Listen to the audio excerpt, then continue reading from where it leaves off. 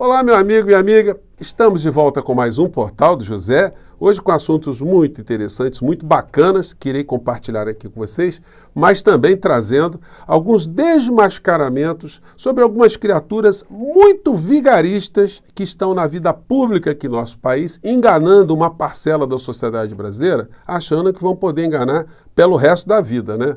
Ainda bem que nós temos esse espaço aqui para a gente jogar luzes sobre essas criaturas. Seriam eles impostores ou impastores ou imposteadores? Bom, vou conversar com vocês sobre o que são essas expressões, mas antes de mais nada, quero convidar você que está chegando nesse instante ao nosso portal e ainda não nos conhecia, para que você venha fazer parte aqui do nosso portal, se inscrevendo aqui conosco, conhecendo também os nossos outros vídeos. Se você gostar, compartilhe, recomende, não se esqueça.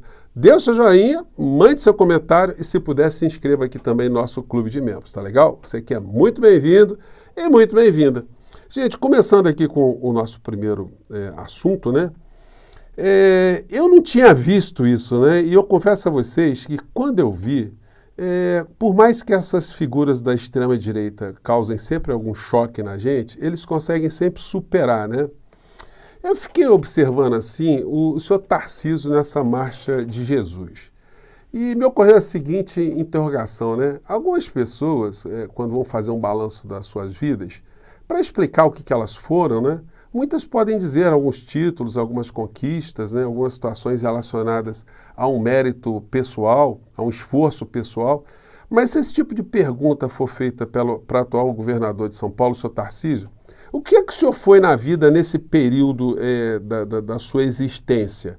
Ele poderia dizer assim, bom, eu fui um poste de Bolsonaro, porque eu não era ninguém do ponto de vista da política no nosso país e eu colei numa figura que era absolutamente desqualificada, desclassificada, era um farsante, era um boneco do posto e eu fui auxiliar dessa criatura e essa criatura, mesmo com todos esses defeitos, essas coisas abjetas, me conseguiu fazer governador do estado de São Paulo, o maior estado da federação, sem eu conhecer o estado.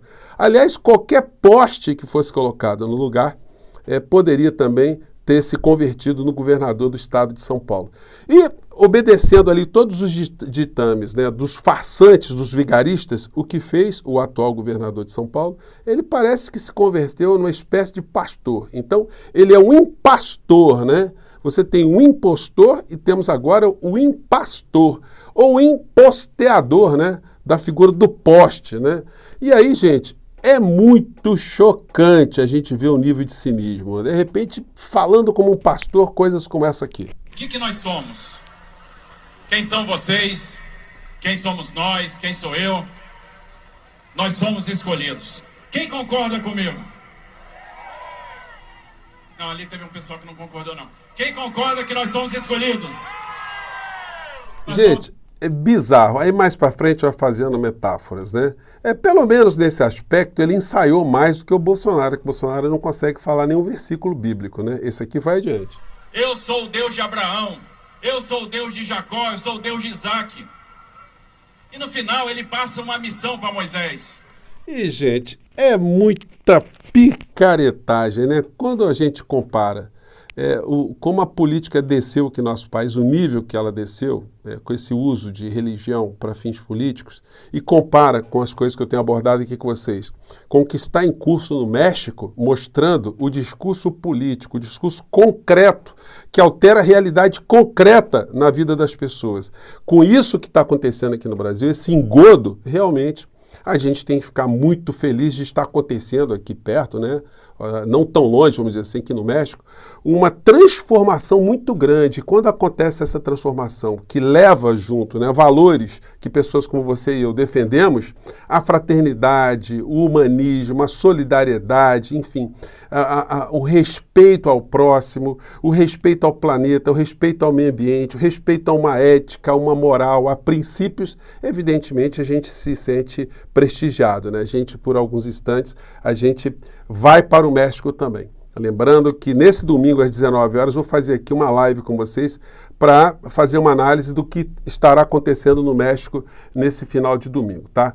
que vai certamente trazer para a gente grandes lições, grandes ensinamentos.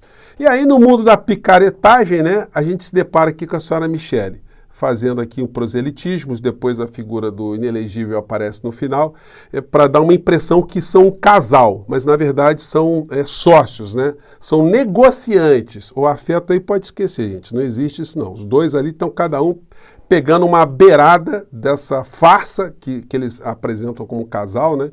E aí a gente vê também outra figura extremamente contaminada falando coisas como essa aqui.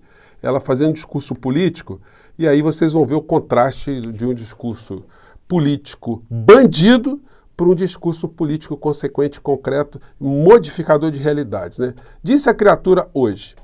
Nas escolas, usando a cultura, sabe, para afrontar os nossos jovens. Que país é esse? Que gestor... Ela tá criticando a esquerda, né? Não precisa nem dizer o que ela está falando. Que homens e mulheres do mal são esses que querem acabar, destruir com a base que é a família. A gente precisa de uma sociedade curada, livre desse mal. Mas nós estamos aqui e vamos nos posicionar. Olha só, a dona Michele está dizendo que eu e você, que somos humanistas, nós queremos destruir a família. Você quer destruir a família de alguém? Você acorda de manhã cedo, vou destruir uma família, porque eu destruir a família faz parte de um projeto de poder aqui no nosso país. Mas é uma senhora muito adoentada do espírito, da alma, do caráter, né? Então, o que a gente pode esperar? Ela fez um proselitismo ali gigante nessa palestra dela aí, depois ela bota o Bolsonaro, que repete todas aquelas insanidades, né? Que luta contra a ideologia de gênero, contra banheiro isso, contra a adulteração das crianças, e contra o comunismo, contra o socialismo, e fala essa presepada toda. Isso vai funcionando como doses homeopáticas de veneno, que são venenos, né? Que são jogados aí nas costas, né, nas veias de uma parcela do povo brasileiro. E por isso que pessoas como eu e você, a gente fica extremamente angustiado de não ver uma movimentação política maior, com mais envolvimento, sobretudo das principais lideranças políticas do nosso país, nessa luta política. Porque, olha, se isso não for enfrentado, isso continua a ganhar terreno. Se isso não encontra nenhum tipo de barreira, nenhum tipo de racionalidade, acontece o abismo mesmo que a gente fica enxergando que essas pessoas estão atirando outras tantas, né? Ou uma parcela da sociedade. Lá pelas tantas ela falou, me acusaram muitas vezes de ser desonesta, de ter subtraído móveis lá do Palácio do Planalto, e eu não subtraí nada, porque aquilo, enfim, estão inventando essa mentira, essa gente usa o expediente da mentira. Só que tem um negócio, né, senhora Michele? A senhora recebeu lá uma coletânea de cheques, né? E a senhora nunca explicou que cheques são esses, né? E para enfrentar essa gente, como eu tenho dito a vocês, é importante que a gente tenha um discurso proativo, que a gente não tenha aquilo que eu apelidei de bundamolismo político, né? Que a gente não fique com essa ideia o tempo todo. Ah, mas o Centrão ganhou poder, o parlamento é conservador, o parlamento é de direita e o Lula está cercado. Bom, gente, se a situação era assim, né, se é assim, então para que a gente elegeu o Lula? Era melhor ter falado, presidente, olha, não se incomoda com esse troço não, o senhor não vai conseguir fazer muita coisa. Vai pescar, vai cuidar da sua saúde, vai namorar com a Janja, deixa esse troço aqui, olha, não tem jeito. É assim, gente, que a gente tem que tratar as coisas. Isso vai normalizando esse tipo de aberração aqui, ó. É gente que vai se colocando com postos importantes no governo Lula e vai cada vez mais catapultando forças conservadoras, forças extremistas de direita, sem o menor compromisso com o nosso país, sem o menor compromisso com o povo brasileiro. Notícia, oposição em casa. Com ministérios, PP, republicanos e União se afastam do PT nas capitais e optam pelo PL. Então, essa grande base do governo Lula vai fazer a campanha contra o quê? Contra o governo Lula. Contra quem? Contra nós. Vão eleger muitos prefeitos que vão vitaminar também, junto com outros vereadores. E em 2026, quando nós tivermos eleições para a presidência da República, lembrem-se que nós vamos ter a renovação de 2/3 do Senado. E essa gente da extrema-direita, eles estão vitaminando esses postos mais à frente. Então não é coisa para a gente ficar de bobeira com esse discurso aqui, né? Chamada Síndrome de Hard, né? Que era um desenho animado que tinha muito tempo. Se você não conhece, você é mais jovem, era o seguinte, era uma hiena que ficava sempre com o leão da montanha e tudo para ela, não tinha muito jeito, né? Ela falava coisas como essa aqui, ó. Um bom emprego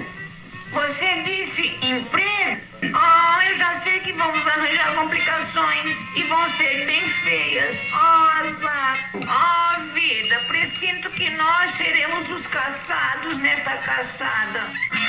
Então, tem esse desenho, gente, tinha essa perspectiva, né? Então a gente tem que achar que é o novo normal. O novo normal é assistir o Brasil indo para o ralo, o Brasil ficando com esse discurso misturado política com religião, é o centrão no poder, é o discurso de extrema-direita, enfim. E a gente só, olha, não podemos fazer nada. Não, o presidente da República teve 60 milhões de votos. Esse é um capital político. É hora de enfrentar o que está acontecendo. E eu fico muito irritado porque, em relação às áreas que eu tenho contato, por exemplo, lá na Secretaria de Comunicação Social, eu já mandei vídeo, já mandei projeto, já escrevi, já participo de live. Eu cobro todos os dias, vocês aqui estão ajudando a cobrar também, mas existe esse tipo de conformismo. E o conformismo não muda absolutamente nada. A situação é assim mesmo. O Pimenta disse, né? O presidente não gosta de falar no final do expediente, ele fica muito cansado. Pô, peraí, tá de brincadeira que a gente tem que ter um tipo de conformação com esse tipo de postura? Uma questão nevrálgica? Bom, e aí a gente vai fazer um corte para mostrar o que está acontecendo no México e qual é a cobertura que os grandes veículos de comunicação estão fazendo em situações muito importantes. O Fantástico está fazendo uma chamada sobre a situação na Argentina, que está caótica, tá? Mas eles dão aqui uma brecha para ventilar que pode não estar, né? Vamos ver aqui qual é a chamada. Nossos repórteres vão a Buenos Aires descobrir como os argentinos estão lidando com a reforma radical imposta por Javier Milei. 6 meses depois, o país melhorou ou piorou nas mãos de um presidente que é conhecido como o louco? Se forem abordar dados estatísticos, ver o que está acontecendo com a realidade lá, não tem como fugir. O Milei está entregando a Argentina. Os principais canais independentes na Argentina estão assim, pulando, eles estão assim, incrédulos diante do que está acontecendo.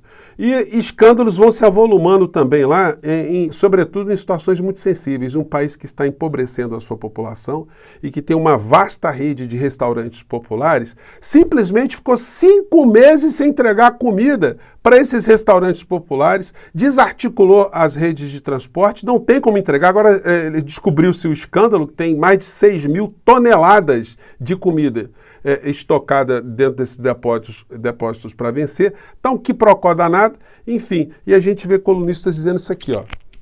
¿Qué está reconociendo acá el gobierno? Ahora vuelvo, pero venía con un minuto. ¿Qué está reconociendo? Que son unos inútiles, que durante 5 meses no tenían ni idea qué había en los galpones, cuándo vencía, qué tipo de mercadería era, no tenían la más remota idea. Este gobierno no tiene idea de nada,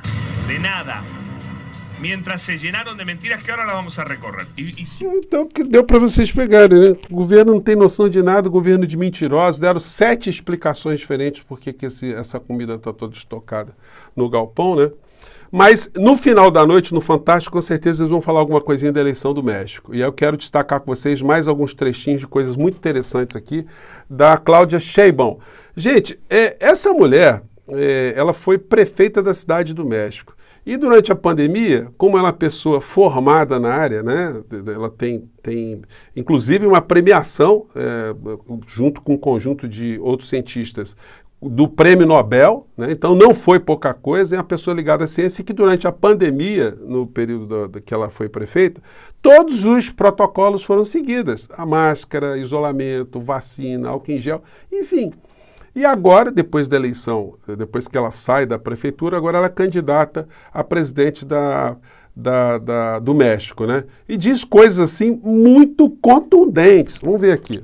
Cuarta transformación de nuestra nación. El pueblo de México dispuso dejar atrás el régimen de corrupción y privilegios, dejar atrás el neoliberalismo y comenzar a escribir un nuevo capítulo de su historia, bajo el liderazgo del presidente Andrés Manuel López Obrador. Quer dizer, vai deixar para trás o neoliberalismo sob a liderança, né, do Manuel López Obrador, o presidente mexicano.